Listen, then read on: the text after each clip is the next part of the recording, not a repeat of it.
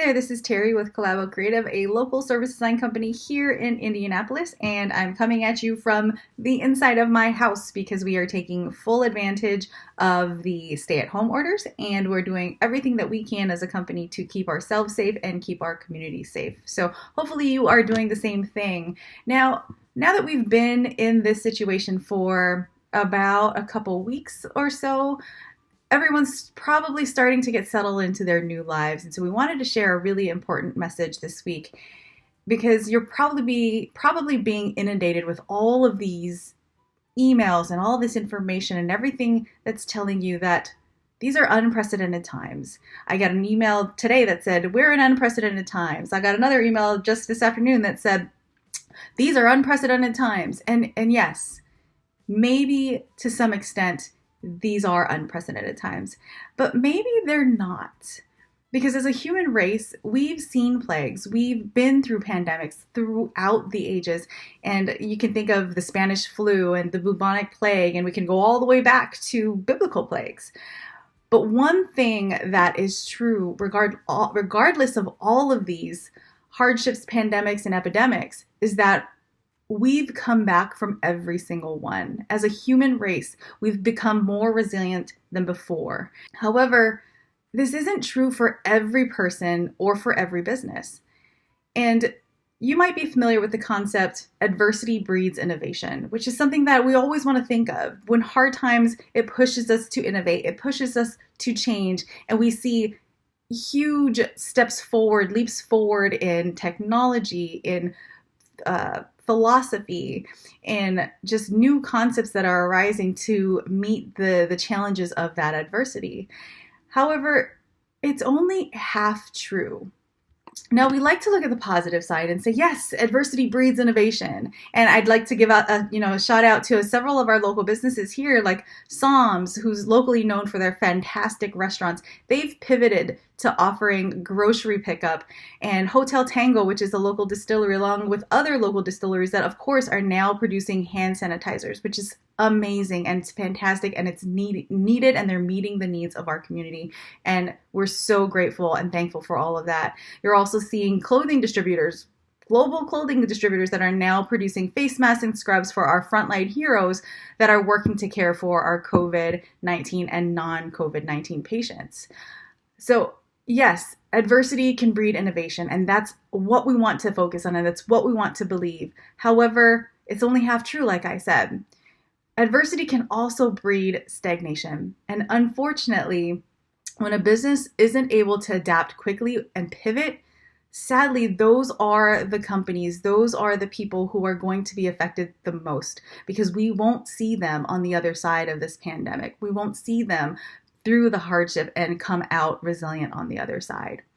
So how do you avoid being stagnant? Because as a business owner, or as a small business, or even as a large organization, this is something you need to think about. How are you going to respond? How are you going to pivot?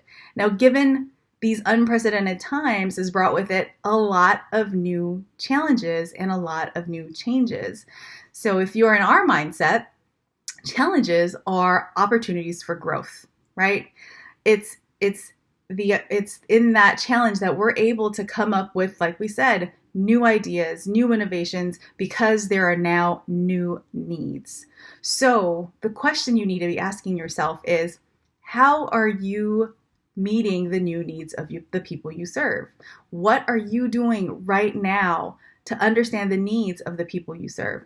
What are you doing right now to understand the daily challenges of your customers, your clients, and your team members? Are you pivoting and responding to these new needs and to people's new lifestyles, or are you struggling to continue to try to meet the status quo? Because things are changing, times are changing, lives are changing, and experiences are changing. So we need to change along with them.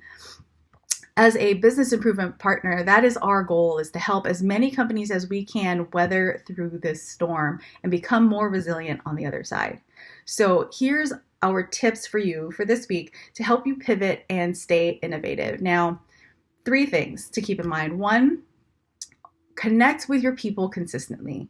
Your team members, your customers, connect with them consistently and find out what their challenges are. What are the challenges that they're facing today? And what are they really worried about for tomorrow, for next month, for next year? Because that's where you're going to find the needs that aren't being met, the needs that people are worried about that you can step in and help with.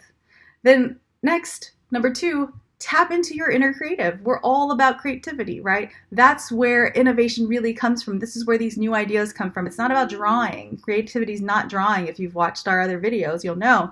Creativity is our ability to make new connections and come up with new ideas. So tap into your inner creative and start connecting your key skills and your expertise to discover how you can adapt to meet your team members and your customers' new and emerging needs, because everyone's got new lives now. Everyone's living a life that's not quite the same as it was last month. And then step number 3 is respond.